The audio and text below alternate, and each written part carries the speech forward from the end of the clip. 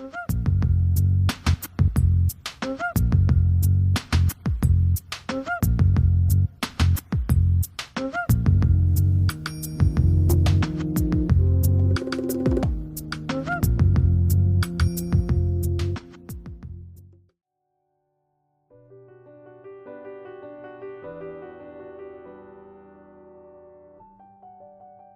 y en a qui aiment raconter la vie des autres. Il y en a qui aiment, prennent plaisir à fabriquer de la fiction, à créer des mondes, à doubler le réel. Mais comment raconter la vie de ceux-là et de celles-là qui doublent la vie? Mesdames et messieurs, aujourd'hui, les gens de l'aide vous présentent l'écrivaine Yannick Layès. Yannick, bonsoir. Bonsoir D'Angelo, c'est un plaisir. Vous voici écrivaine. Ça fait longtemps que ça dure. Comment peut-on être écrivaine? D'abord, je pense que ce n'est pas un état stable. Je pense que c'est quelque chose qu'on est en perpétuel devenir, comme certainement pour d'autres métiers, mais en Haïti, c'est d'abord un choix de vie. Pour moi, ça a été un choix de vie qui n'était pas évident du tout, parce que je pense que les gens ont certainement des clichés, de ma génération déjà, des clichés. Aujourd'hui, c'est même plus facile parce qu'il y a toute une visibilité autour de l'écrivain qui a été construite ces 20 dernières années, ce qui n'était pas le cas avant. Donc, c'est d'abord un choix de vie et ensuite, c'est beaucoup de travail. Et quand je dis que c'est un choix de vie et beaucoup de travail, cela suppose aussi que pendant un certain temps, on accepte un certain nombre de sacrifices, on accepte de faire un autre métier, parce que ce n'est pas un métier qui, d'emblée, vous permet de gagner votre vie. Aujourd'hui, si je peux gagner ma vie à partir de ce que j'écris, j'ai mis du temps à le faire. Donc souvent, je dis aux jeunes, patience. La patience, c'est la clé du paradis. Un proverbe turc. Est-ce que vous avez des souvenirs de vous écrivant, prenant la plume, décidant concrètement de faire de l'écriture de fiction? Je me présente toujours comme une tarvenue à l'écriture, pas une parvenue, mais une tarvenue à l'écriture, parce que j'ai mis du temps, effectivement. Donc j'ai commencé par un petit peu aller autour, faire le tour, hein, quand même, prendre la tangente en enseignant, en écrivant des articles, en étant dans un bouillonnement d'interrogations et d'échanges. Quand j'étais dans le comité de rédaction de Chemin Critique, ça a été pour moi un moment extrêmement fondateur aussi.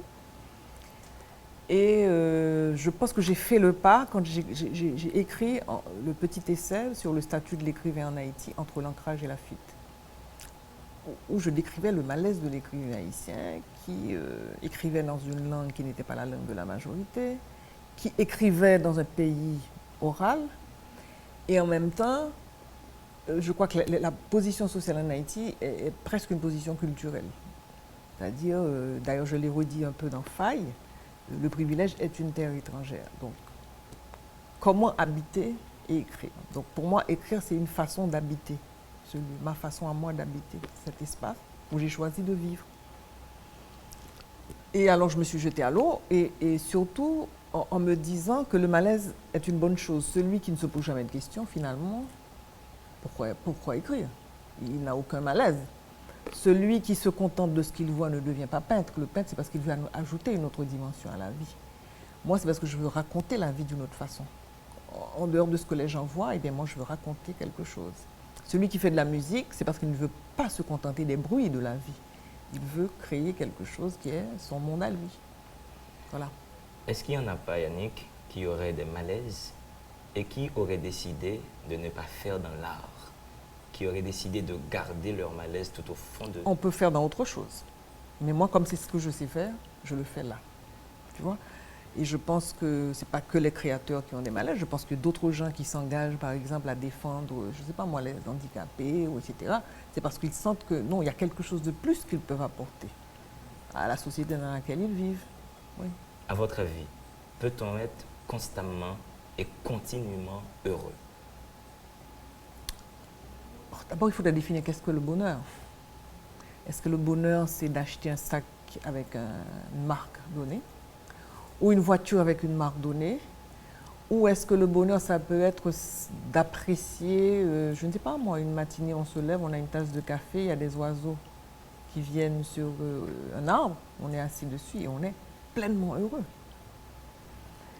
Est-ce que être heureux, c'est simplement avoir un compte en banque bien rempli, faire n'importe quoi pour avoir de l'argent? Voilà. Quelle est la définition du bonheur? Moi, pour moi, c'est être, quand même, avoir cette espèce de concordance, cette cohérence entre ce que je fais, ce que j'écris et ce que je vis. J'aime bien être en cohérence. Voilà. Après le 12 janvier 2010, vous faites Failli, un roman qui va aider à saisir toute la réalité, l'horreur du séisme. Comment ce roman vous est-il venu? Étiez-vous vraiment à Paco, vous, parce que les personnages habitent Paco? J'étais là où tu es aujourd'hui. Et pourquoi Paco et pas Pétionville? Pas du tout, parce que c'est une fiction. C'est pas autobiographique. Alors, à chaque fois que j'écris un livre, les gens me demandent est-ce que c'est quelque chose que tu as vécu? Je dis, mais enfin, non. Vous fabriquez de la fiction. Ah ben, bien sûr, j'invente. Même Anse Bleu a été inventé dans Ben Plume. Oui, j'ai inventé. Pour le 12 janvier, j'étais précisément ici. Et mon neveu était à côté de moi. Et quand j'ai senti les premières secousses, j'ai tout de suite su que c'était un tremblement de terre. Parce que moi, j'écoutais quand l'ingénieur Prépti parlait à la radio, quand Daniel Mathurin parlait, j'écoutais l'ingénieur Prépti et je me disais quand même, le monsieur, il a un discours cohérent, enfin, c'est quelque chose de tout à fait rationnel. Donc, j'ai senti tout de suite et il avait bien dit, voilà quels les gestes qu'il fallait faire pour... Donc, je les ai faits. Et puis, c'est là qu'a commencé... Pour moi, c'était inénarrable au début. C'est comme si le ciel me tombait sur la tête.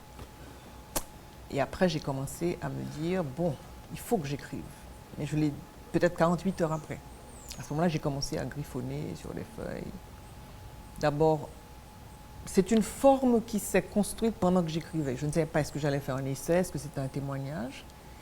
Et j'ai décidé d'aller dans les rues pour voir et écrire. En même temps que j'écrivais, donc c'était comme une chronique de journaliste, il y a des réflexions qui me venaient. Parce que je me dis, bon, si ça arrive, c'est la pauvreté. Je dis que cette pauvreté a une histoire. Donc il faut remonter à l'histoire de cette pauvreté. Du coup, la place d'Haïti dans le monde, enfin, tout était là. Et le 4e jour, je suis passée à un immeuble, enfin dans une rue à Paco, où j'avais déjà imaginé cette histoire d'amour entre Guillaume et Nathalie. Et l'immeuble n'existait plus, j'avais perdu les repères. Et puis, à un moment, je me suis dit, la seule façon de faire vivre mes personnages, qui étaient déjà imaginaires dans ma tête, c'est de commencer à griffonner ce roman. Donc le livre, à la fin, est devenu une mise en harmonie, parce qu'il ne fallait pas que l'histoire d'amour contamine la chronique de journaliste, et que l'essai contamine l'histoire d'amour. Donc il fallait trouver le juste équilibre, que j'ai trouvé vraiment dans la hâte la plus totale, et puis ça a été Failli. Est-ce qu'il vous arrive de rêver de vos personnages, d'être tellement habité par eux, d'être arrivé à les voir en rêve? Vous voyez Guillaume? Les personnages, on les invente, mais de toute façon, on ne se souvient pas de ses rêves, de tous ses rêves. Il y a tout un art, bon bref, pour se souvenir de ses rêves, il y a tout un apprentissage. Moi, je ne me souviens pas de tous mes rêves, certainement pas, mais de rêver de mes personnages, oui, ça m'est arrivé, oui. Parce que le meilleur moment pour saisir ses intuitions, c'est justement ce moment qu'on appelle en créole l'endormi, quand on est entre le sommeil et l'éveil. Ça, c'est un moment magique. Parce que tout ce que vous avez accumulé dans votre subconscient la nuit, moi j'ai toujours un crayon et j'écris. Il y a des tas de choses qui arrivent à ce moment-là. Au moment où on est entre les deux états. Et quand vous écrivez sinon, sur votre table de travail, quand vous campez un personnage, est-ce que vous le visualisez? Forcément. Je pense qu'au fur et à mesure, j'ai commencé certainement à partir de La couleur de l'aube, peut-être déjà dans La maison du père, à raconter. Pour moi, c'était très important, la narration. Je voulais que quelqu'un qui ouvre la première page de mon livre ne veuille pas le lâcher. Enfin, j'espère. Donc j'aime raconter l'histoire, mais construire l'histoire surtout. Je veux qu'il y ait une histoire construite Donc avec des personnages, avec une intrigue, et forcément avec des interrogations, ou un mystère, voilà. Donc oui, la narration a été de plus en plus importante pour moi. Je ne sais pas ce que donnera le reste de ma création, mais pour le moment, oui.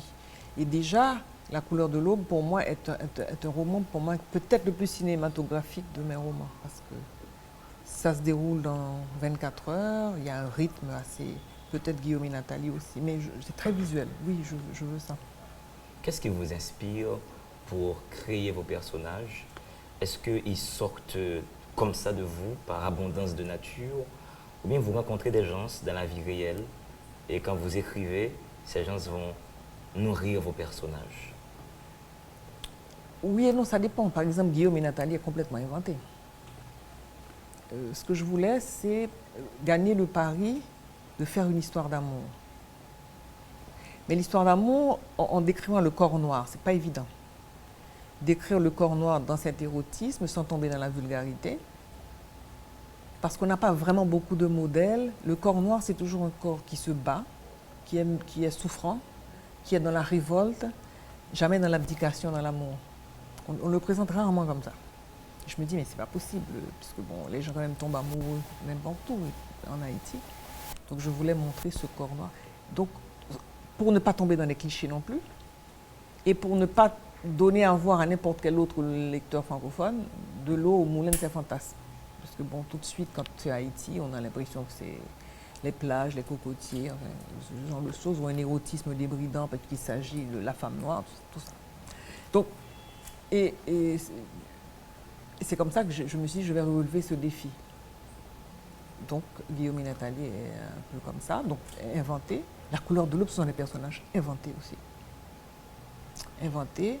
Évidemment, l'expérience est pour beaucoup. Moi, je dis souvent que c'est le dehors qui me nourrit.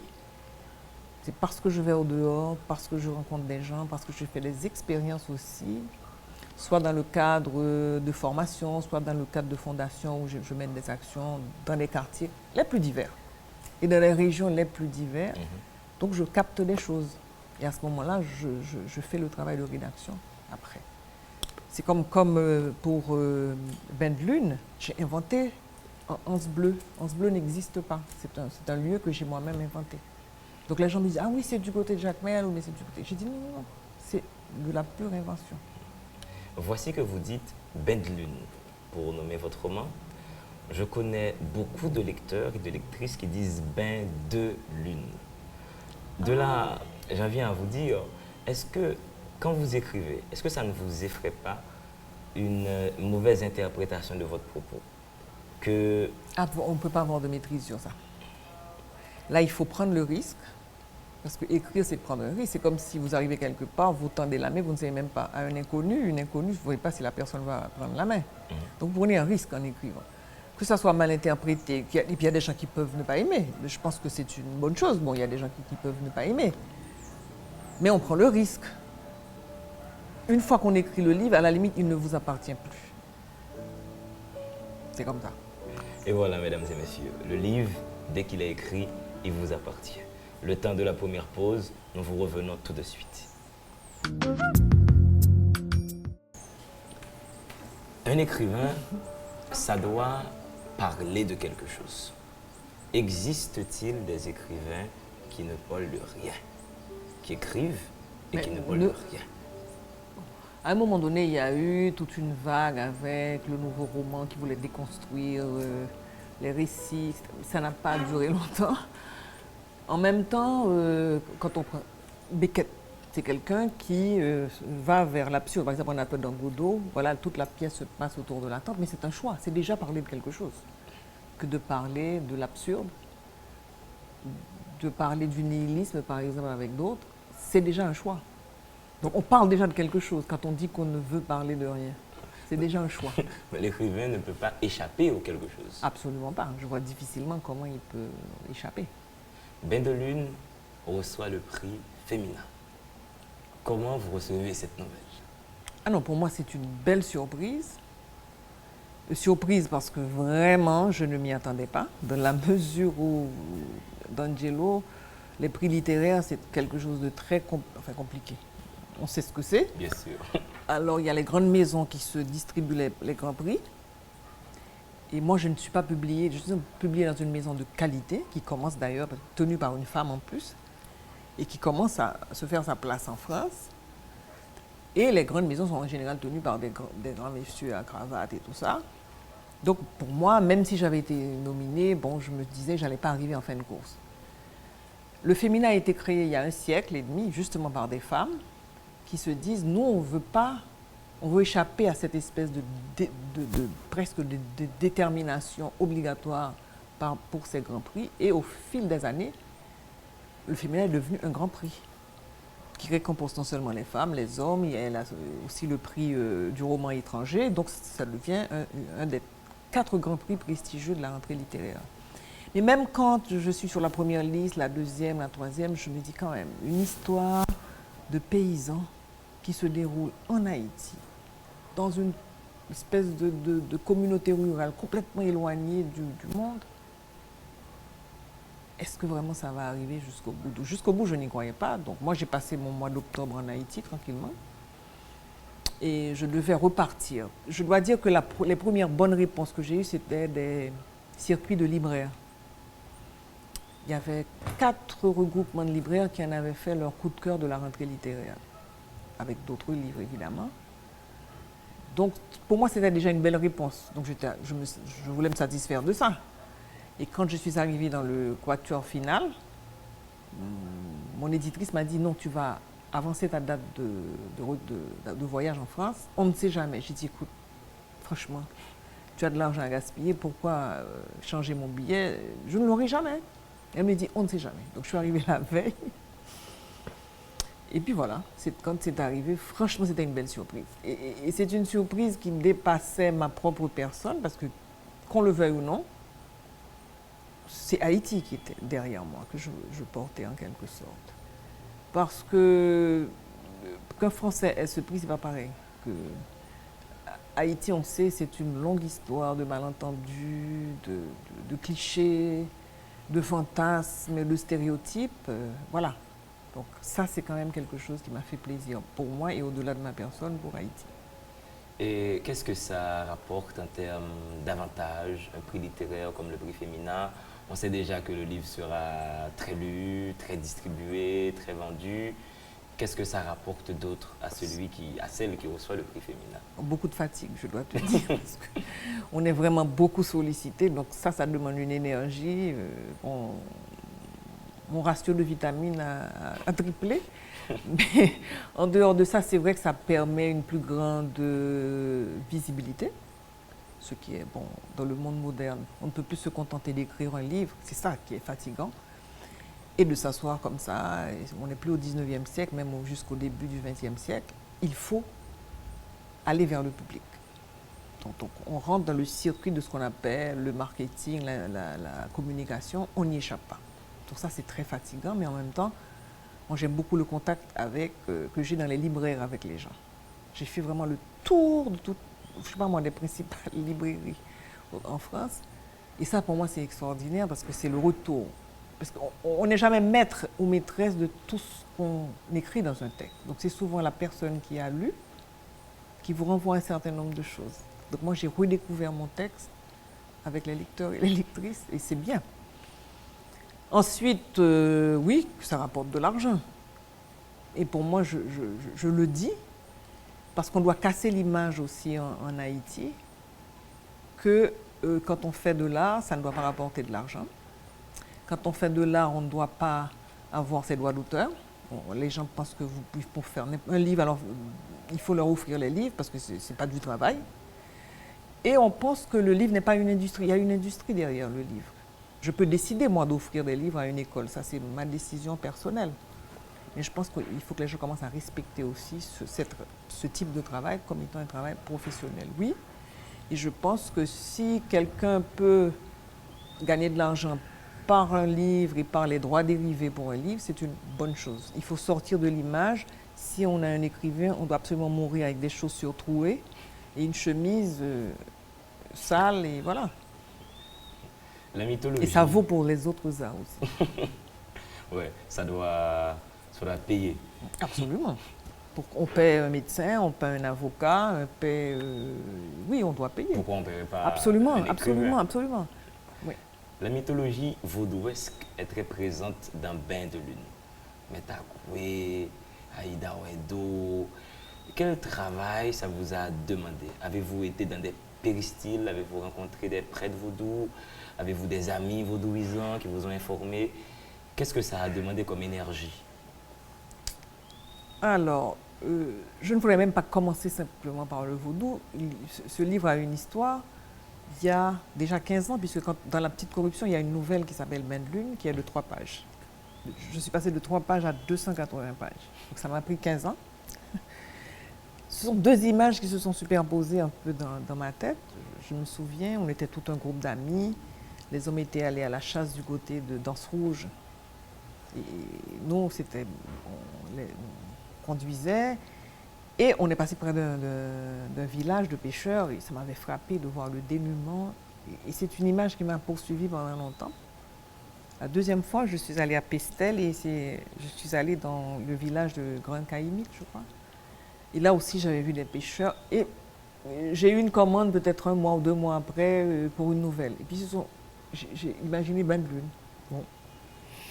Et en même temps, c'est un livre, une petite nouvelle. Je me dis, mais non, tu peux faire davantage de cette nouvelle. Pendant 15 ans. Hein. Et je me suis dit, un jour, je vais écrire sur une communauté rurale. Et j'ai commencé à lire énormément. J'ai lu et j'ai discuté énormément avec des amis anthropologues, haïtiens, étrangers. Parce que quand je dis que le privilège est une terre étrangère, l'école ne nous a pas formatés, c'est vrai, pour comprendre. Donc il faut se sortir de ce formatage dans lequel on nous a mis pour comprendre. Ce qui représente jusqu'à date la majorité de la société haïtienne. Jusqu'à présent, même si on s'urbanise très vite, comme beaucoup de pays d'Amérique latine, beaucoup de pays du tiers-monde, la majorité du pays reste encore les paysans.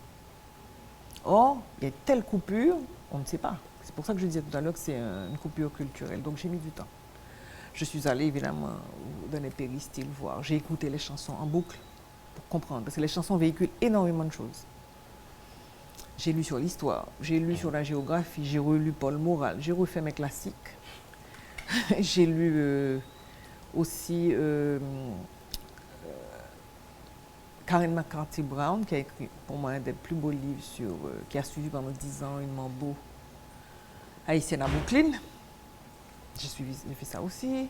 J'ai énormément discuté avec des gens qui sont qui ont plus de connaissances que moi, aussi bien en histoire qu'en anthropologie, en sociologie. Ça m'a énormément aidé.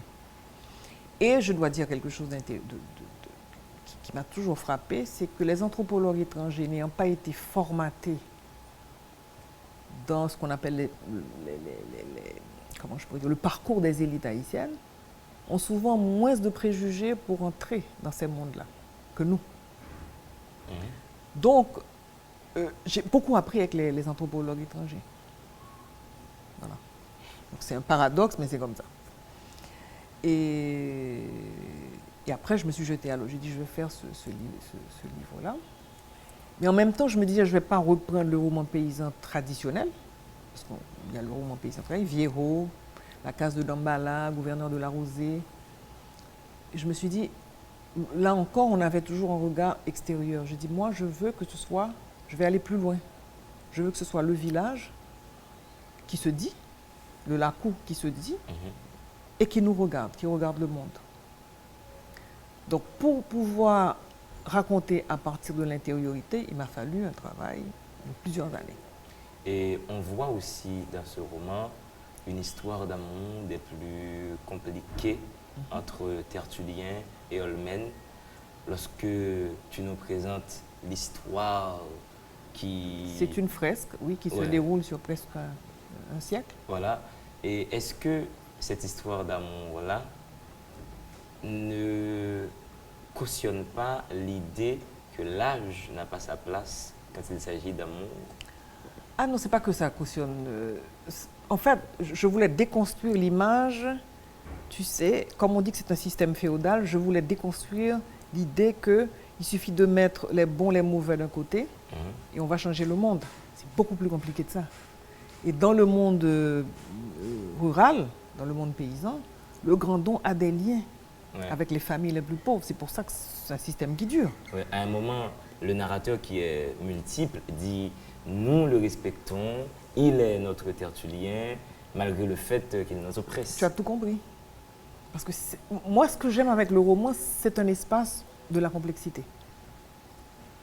Et pour moi, c'est cette complexité-là qui fait la richesse de la dimension humaine, ces contradictions, et qui font que si les choses étaient simples, on serait déjà au paradis. C'est parce que les choses ne sont pas simples qu'on n'est pas encore au paradis. Donc c'est complexe, évidemment que c'est complexe. Milan Kundera reprend bien cette idée. Il dit l'esprit du roman est l'esprit de la complexité. Bon, alors là, voilà. Chaque roman dit au lecteur, les choses sont plus compliquées que tu ne le penses. Absolument. Parce qu'autrement, on serait déjà au paradis. Est-ce que l'idée du paradis vous fait plaisir? Est-ce que ça vous intéresse, le paradis? Si on vous donne j'espère un le visa pour porter. le Non, paradis. moi j'espère le porter en moi et travailler à ce que le paradis soit à l'intérieur de moi. Et je pense que si on travaille à une sorte de... Moi, je dirais une certaine honnêteté de soi-même, ben, c'est déjà le début du paradis. Quand je te dis que moi j'écris les choses, je veux que ça soit en cohérence avec ma vie. Donc, c'est un peu une recherche de paradis. Je ne dis pas si je l'ai atteint, je ne l'ai pas encore atteint certainement. Mais je veux être dans cette espèce de sérénité intérieure. Et le paradis qui est créé pour nous, le paradis qui serait extérieur à nous, le paradis que portent quelques religions, comme le christianisme, dans le vaudou, Moi, je ne pratique pas de religion particulière, mais certainement que j'ai mes propres interrogations sur les questions spirituelles, mais je n'ai aucune étiquette de religion. êtes-vous athée? J'ai dit, je n'ai aucune étiquette de religion. Certainement que je n'ai absolument pas l'idée d'un Dieu avec une barbe, tout ça. Non, sûrement pas. Mais jeune, vous étiez chrétienne. Ah ben oui, j'ai été formatée, comme je parlais tout à l'heure. Oui, catholique, baptisée, et j'ai fait la première communion. Voilà. Qu'est-ce qu'on doit savoir de votre jeunesse? Vous avez longtemps vécu en France. Longtemps, 10 ans, mais des années quand même formatrices. C'est pour ça que jusqu'à présent, il y a des gens qui pensent que je suis, ils m'appellent une diaspora. Je dis, mais ça ne me dérange pas, parce qu'il y a des choses auxquelles je ne veux jamais m'adapter en Haïti, tel que c'est aujourd'hui. Donc tant mieux, oui. Tel que quoi, des choses telles que... La manière dont... c'est quand même une société très dure, hein. Une société de grande exclusion. Alors quand on dit ça, on va vous donner toutes les étiquettes possibles, alors que je n'ai pas de militantisme politique particulier, mais je pense que tant qu'on est dans cette espèce de grande exclusion, on n'arrivera nulle part. Donc ça, c'est déjà... La preuve, c'est que j'écris ce roman, il y a des gens qui me disent merci d'avoir humanisé les paysans. Parce qu'il y a des gens qui, en 2015, ne pensaient pas encore que les paysans étaient des êtres humains. Enfin, si je veux pousser la réflexion, c'est quand même énorme. Donc, il y a beaucoup de travail à faire. Moi, il y a des choses... vous savez, c'est une société post-coloniale, donc il y a beaucoup de complexes. C'est un pays où les gens ont un malaise par rapport à ce qu'ils sont. Parce qu'il ne faut pas oublier, quand vous êtes passé quand même par le moule de la société coloniale esclavagiste, il y a des problèmes de caste, de couleur, tu as de tout. Est-ce que... Et ça a des incidences, surtout en Haïti.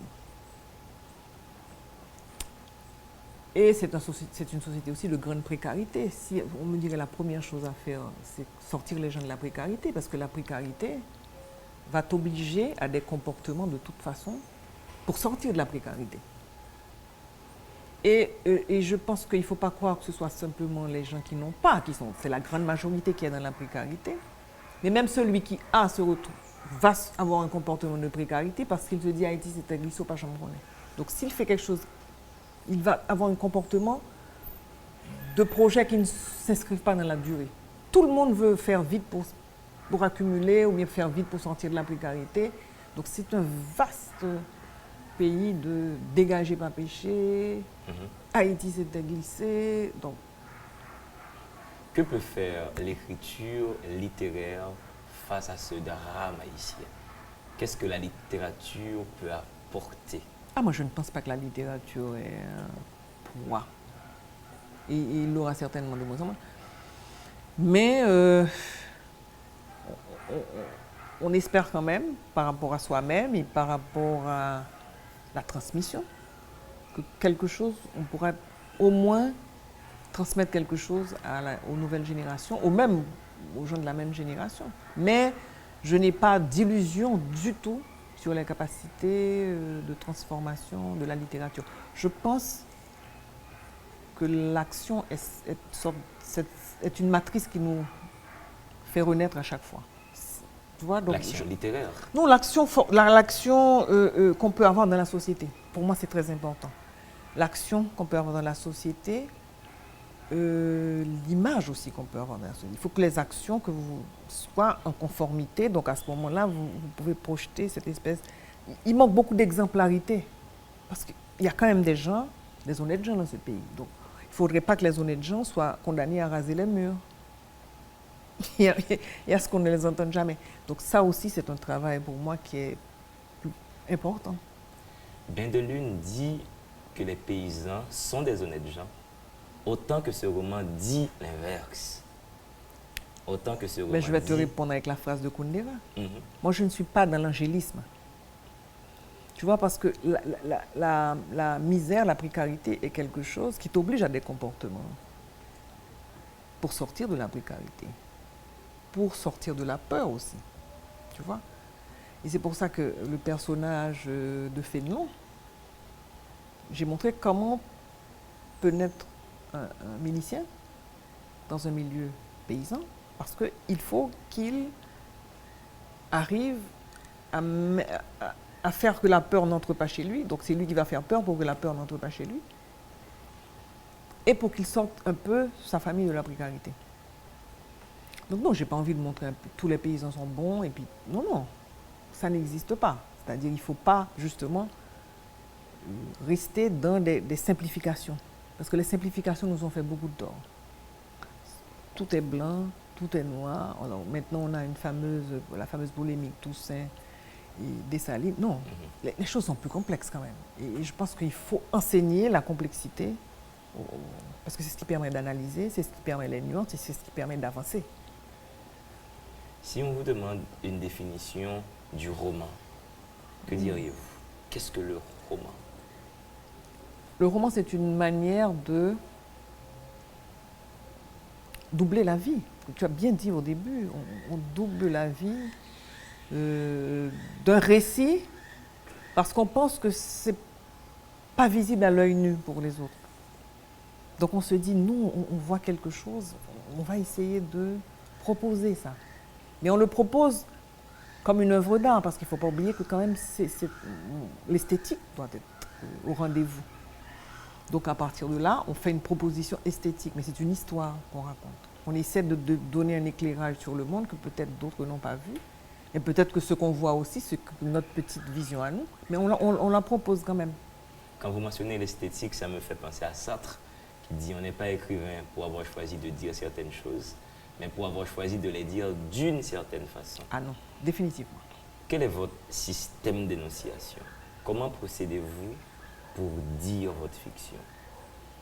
Quelle est votre langue? Au fur et à mesure, je me rends compte que ce qui est important, alors je t'ai parlé de la narration, des personnages, mais de plus en plus, il y a la musique. La petite musique, disait Céline. Extrêmement important. Et ça, quand tu parles de Céline, Garcia Marquez dit la même chose. Il faut trouver le rythme intérieur qui est à toi. Et ce rythme vient d'un trop-plein de lecture? C'est toi, c'est ta respiration, c'est toi-même, c'est ta voix. Et tu restitues ça dans le texte. Et c'est souvent, moi, c'est la répétition, c'est les virgules, qui restituent cette espèce de... Parce que peut-être sous cette sérénité apparente, il y a quand même un bouillonnement de questions, il y a un bouillonnement d'émotions, alors que je restitue dans mes phrases qu'on va retrouver. Dans Bain de Lune, les Marines américaines ne sont pas loin. Nous sommes au début en pleine occupation américaine et je n'ai pas constaté de réelle opposition du milieu paysan aux Marines américains. Vous ne les avez pas opposés Ah ben, écoutez, quand même, quand au début du roman, là, il essaie d'aller Bonal, ah oui. Il essaie de fuir Ah bah, après avoir pris son absolument. trempé. Et Mais- on évoque aussi Charman Bérald. Oui, Les héros sont évoqués, tout ça. Donc non, non, non, la présence est là. Et on sait qu'il y a eu des gens qui se sont opposés. Mais ce n'était pas le propos du roman. Alors lui, il sait. Mais le paysan, c'est pour ça que les gens pensent que le paysan ne comprend pas, etc.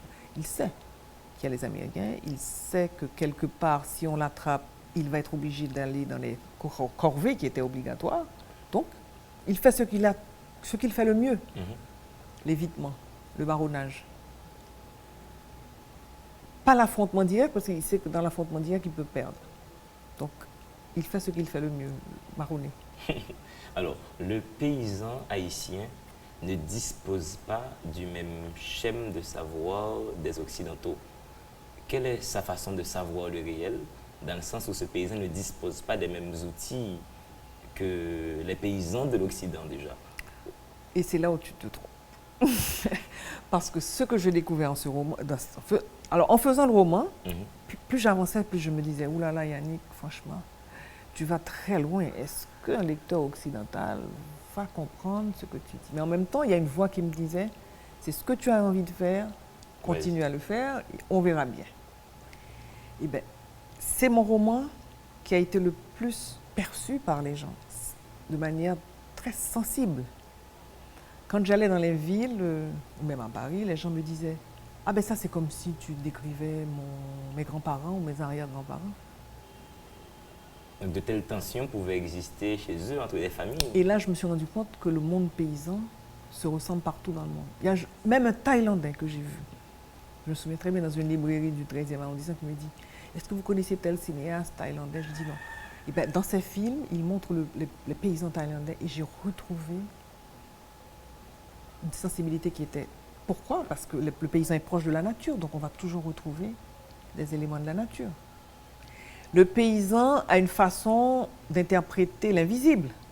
Quand tu lis par exemple les mémoires d'un paysan bas-breton, qui raconte les paysans en Bretagne à la fin du 19e, début du 20e siècle, tu as l'impression d'être dans un lac ou haïtien, ou bien dans un... Parce qu'à partir de 5 heures de l'après-midi, la seule conversation qu'ont les gens, ah oui, hier soir, j'avais entendu une créature marcher sur les toits. Est-ce que, au carrefour, les gens posaient aussi des objets pour... S'ils allaient vendre une bête, il fallait faire des simples. D'ailleurs, le mot vient. Donc, tu vas en Charente. Moi, une vieille dame qui me dit, mais vous savez, on a... comment on appelle, les galipotes. J'ai dit, ah bon, c'est pas possible. Vous avez ça? Je dis, ah, mais je vais vous montrer. Dans un livre, on montre les galipotes. Alors que nous, on a exactement... Donc, on va retrouver un certain nombre de choses dans toutes les paysanneries. Et je crois qu'on a perdu l'idée, parce que c'est ça l'universel. L'international, c'est les iPads, c'est Internet, c'est les réseaux sociaux. Ça, c'est de l'international. Mais l'universel, c'est les questions qu'on se pose devant l'invisible, le sacré. C'est les questions du bien et du mal. Internet ne va pas répondre à la question pour toi. Et c'est une question qui existe depuis que l'homme existe, les rapports homme-femme. Et nous, face à la nature, ça c'est l'universel. Donc en ce sens, c'est un roman universel. Et la métaphysique paysanne, le discours du paysan sur l'invisible, si je suis bien votre raisonnement, est-ce que les êtres qui peuplent cette mythologie-là ne seraient que des êtres mythiques et que Metagoué, au fait, n'existerait pas, mais ne serait qu'une option? Ah mais non, si tu dis ça à un paysan, il va te dire non. Oui. Bon, il va te dire oui, qu'il existe. Non, mais ça, c'est une mythologie. Mais pour vous, Yannick, est-ce que ça existerait vraiment? Ah non, mais je vous ai dit que moi, je ne pratique aucune religion. Donc, voilà. Donc, mais pour moi, je suis rentrée dans un univers et il fallait passer par cet univers pour comprendre le monde. Parce que dans toutes les sociétés traditionnelles, c'est le religieux qui imprègne la manière dont la société est régie, qui imprègne la façon dont on fait les lois, qui imprègne la façon dont on vit. Même les sociétés qui, au bout d'un certain moment, se disent laïques, quand on prend le code Napoléon, quand on prend les juridictions, c'est pour ça qu'on les appelle des sociétés judéo-chrétiennes. Parce que ça imprègne, la religion imprègne malgré tout. Donc si je vais dans le monde paysan, pour comprendre l'imaginaire paysan, sa manière de fonctionner, il faut que je passe par le prisme de sa religion. Tu vois? Restons... Parce que quand il passe à côté, excuse-moi, d'un Mhm. ruisseau, d'une rivière, c'est pas seulement la rivière, on met de l'eau comme Il y a sûrement un esprit tu de cette comprends? rivière. L'arbre, il y a un esprit qui est à côté de l'arbre. Donc je ne peux pas parler du paysan comme si je parlais d'un paysan français ou bien comme si je parlais d'un citadin. Voilà. Les choses ne sont jamais simples. Absolument. Elles ne sont jamais ce que nous pensons qu'elles sont. Absolument. Quels sont vos projets littéraires à l'heure qu'il est? Qu'est-ce que vous écrivez à l'heure qu'il est? Alors, comme je suis superstitieux, je ne te dirai pas pour mes romans. Je ne te dirai pas le prochain roman. J'ai des idées, donc je ne vais pas les dire. Mhm. Mais là, je suis en train de travailler sur un texte que je dois rendre mi-juin. Donc, tu imagines, la date panique. approche. C'est une adaptation théâtrale que je vais faire d'une nouvelle qui a déjà paru d'ailleurs et qui se trouve dans L'Oiseau Parker, pardon, excuse-moi, La folie était venue avec la nuit. C'est la nouvelle qui s'appelle L'Oiseau Parker dans la nuit. On m'a fait une commande d'en faire un texte pour une lecture scénique. Donc ça sera à Avignon en juillet. Donc là, je travaille là-dessus à lui donner une ampleur pour qu'une comédienne puisse dire le texte. Laïen, c'est le nom d'un homme. Oui. Parlez-nous de cet homme. Ah, j'aime pas tellement parler de ma vie privée. Eh bien oui, c'est mon compagnon de vie, et voilà, mon conjoint. Et ça existe depuis longtemps, cette belle histoire À d'amour. très longtemps. Voilà. Et puis, je pense que pour une femme, s'il n'y a pas la patience et l'accompagnement, pas seulement d'un conjoint, d'un compagnon, mais de toute la famille. C'est pas facile hein, de devoir consacrer du temps à l'écriture, surtout quand on fait autre chose avant. Donc voilà, j'ai grignoté sur beaucoup d'heures de sommeil, et voilà, pour arriver à ça. Donc oui, heureusement qu'il y a la famille qui comprend. Merci Yannick. Mesdames et messieurs, lisez Yannick Layens, lisez Failli, lisez Bain de lune, ce roman qui a reçu le prix Femina. Vous faites bien de regarder cette émission. Restez dans le bonheur, vous êtes forcément des gens de lettres.